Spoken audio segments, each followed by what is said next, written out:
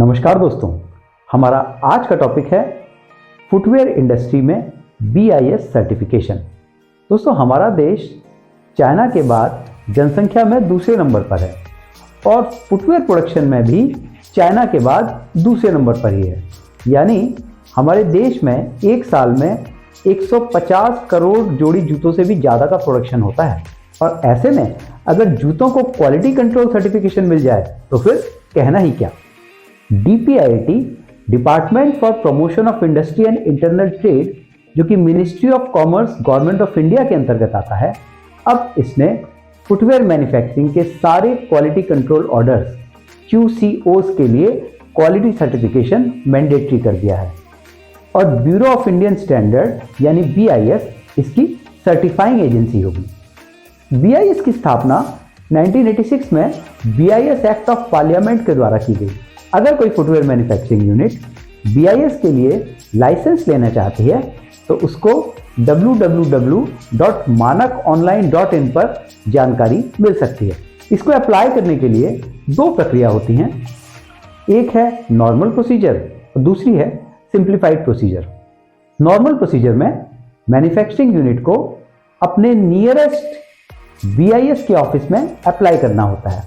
आपको ये बता दें कि देश भर में BIS के 30 ऑफिसेज हैं। BIS के ऑफिसर्स ऑडिट के लिए आपकी फैक्ट्री में विजिट करेंगे। वो ये चेक करेंगे कि जो जानकारी आपने एप्लीकेशन में दी थी वो ऑथेंटिक है या नहीं। इसके लिए आपने जो भी डॉक्यूमेंट्स एप्लीकेशन में अटैच किए थे उन सब की ओरिजिनल कॉपी आपके पास मौजूद होनी चाहिए। आप जिन सैंपल्स के लिए लाइसेंस लेना चाहते हैं उनके आने से पहले आप वो सैंपल्स भी तैयार करवा के रखवा लीजिए। एक बहुत ही अहम जानकारी आपको बता दूं कि अब BIS लाइसेंस के लिए आपकी फैक्ट्री में एक टेस्टिंग लैब फैसिलिटी भी होनी चाहिए, जिसमें टेस्टिंग से रिलेटेड सभी इक्विपमेंट्स और एक कुशल टेक्नीशियन भी होना जरूरी है। BIS के ऑफिशियल्स आपकी प्रोडक्शन लाइन चेक करेंगे और आपकी टेस्टिंग लैब को भी देखेंगे। इसके अलावा वो ये भी चेक करेंगे कि आपका टेक्नीशियन आपके लैब में किस तरह से सैंपल्स की टेस्टिंग कर रहा है। वो उन सैंपल्स को BIS लैब्स या BIS सर्टिफाइड लैब्स में टेस्टिंग के लिए भेज देंगे। ये लैब्स टेस्टिंग के बाद अपनी टेस्ट रिपोर्ट BIS को सबमिट करेगी और अगर आपके सैंपल से लैब में पास हो जाते हैं तो मिल गया आपको 1 साल के लिए BIS का लाइसेंस। दूसरा प्रोसीजर है सिंप्लीफाइड प्रोसीजर। ये नाम से ही लग रहा है कि ये थोड़ा सा सिंप्लीफाइड है as compare to normal procedure. इसमें फुटवेयर मैन्युफैक्चरिंग यूनिट इंडिपेंडेंटली अपने सैंपल्स को BIS सर्टिफाइड लैब्स में भेज सकती है और जब BIS सर्टिफाइड लैब्स आपके द्वारा भेजे गए सैंपल की टेस्ट रिपोर्ट आपको दे दें तो उस टेस्ट रिपोर्ट को आप एप्लीकेशन के साथ अटैच कर दीजिए। यहाँ पर भी BIS ऑफिशियल्स आपकी फैक्ट्री में विजिट करेंगे, आपकी प्रोडक्शन लाइन देखेंगे, आपकी टेस्टिंग लैब चेक करेंगे, आपके टेक्नीशियन के टेस्ट करने का तरीका चेक करेंगे और उन सैंपल्स को वो फिर से BIS सर्टिफाइड टेस्टिंग लैब्स में भेज देंगे। लेकिन यहाँ पर मैन्युफैक्चरर को टेस्टिंग रिपोर्ट के लिए लंबा इंतजार नहीं करना पड़ेगा। BIS ऑफिशियल्स आपके द्वारा एप्लीकेशन के समय लगाई गई टेस्ट रिपोर्ट के आधार पर आपको BIS लाइसेंस 1 साल के लिए इमीडिएटली दे देंगे।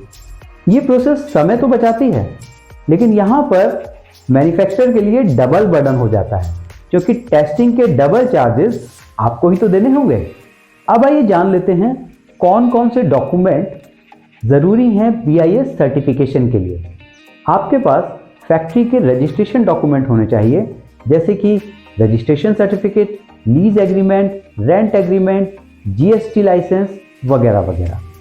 एप्लीकेशन फॉर्म में आपकी फैक्ट्री का नाम, उसका एड्रेस, उसका रजिस्टर्ड ऑफिस आदि ये जानकारियां तो होनी ही चाहिए। इसके अलावा आप किन सैंपल्स के लिए अपना लाइसेंस चाहते हैं उसकी जानकारी भी होनी चाहिए और आपको ये भी बताना होगा कि आपके प्रोडक्ट इंडियन स्टैंडर्ड की किस कैटेगरी में आते हैं। इसके साथ ही आपको अपनी फैक्ट्री की मैन्युफैक्चरिंग प्रोसेस का एक फ्लो चार्ट भी बनाना होगा जो रॉ मटेरियल से फिनिश्ड प्रोडक्ट तक होगा। फिर बारी आ जाती है आपकी टेस्टिंग लैब की, जो आपने अपनी फैक्ट्री में ही स्थापित की है। यहाँ पर आपको सारे टेस्ट इक्विपमेंट्स के नाम, उनके रोल, उनके पर्पस और उनको टेस्टिंग का तरीका भी डिफाइन करना होगा। अगर आपके सीक्वेंस ऑफ ऑपरेशन में कोई ऐसा ऑपरेशन है जिसे आप आउटसोर्स कर रहे हैं तो उसकी जानकारी भी आपको देनी होगी। आपको ये बताना होगा कि कौन सा प्रोसेस आप आउटसोर्स कर रहे हैं, इसके लिए आपने कौन सा एग्रीमेंट किया है, और आपको ये भी बताना होगा कि आप उस प्रोसेस के लिए क्वालिटी स्टैंडर्ड को मेंटेन कैसे कर रहे हैं। अगली रिक्वायरमेंट है acceptance of scheme of inspection and testing. इसमें आपको ये बताना होगा कि आपकी टेस्टिंग की रूटीन एक्टिविटी क्या है, क्या ये डेली है, वीकली है, फोर्टनाइटली है या मंथली है। एमएसएमई यूनिट्स के लिए सरकार ने एक सुविधा दे दी है कि 4 से 5 एमएसएमई यूनिट्स मिलकर एक कंबाइंड टेस्टिंग लैब खोल सकती हैं, और अगर आपकी कंपनी की मैन्युफैक्चरिंग यूनिट अलग अलग लोकेशन पे है तो भी आप एक कंबाइंड लैब से टेस्टिंग कर सकते हैं। आइए अब नज़र डालते हैं फुटवेयर टेस्टिंग के लिए बीआईएस की लैब्स की। बीआईएस के पास 2 उसकी खुद की lab, 2 footwear design and development institute FDDI की लैब्स, एक central leather research institute CLRI की लैब, और इसके अलावा 11 प्राइवेट लैब्स भी हैं जिसको BIS ने सर्टिफाई किया हुआ है। BIS के स्टैंडर्ड के अनुसार फुटवेयर को टोटल 27 कैटेगरीज में डिवाइड किया गया है। इसमें 13 कैटेगरीज उन फुटवेयर प्रोडक्ट्स की हैं जो रबर और पॉलीमर मटेरियल से बने हैं, 11 कैटेगरीज उन फुटवेयर प्रोडक्ट्स की हैं जो लेदर और अदर मटेरियल से बने हैं, और इसके अलावा 3 कैटेगरीज हैं PPE की, यानी पर्सनल प्रोटेक्टिव इक्विपमेंट, जिसमें फुटवेयर भी एक मैंडेट प्रोडक्ट है। अगर आपकी फैक्ट्री में 2 तरह के फुटवेयर बन रहे हैं, जैसे मान लीजिए स्पोर्ट्स शू और चप्पल दोनों बन रही हैं, तो उसके लिए आपको 2 अलग अलग लाइसेंस लेने होंगे।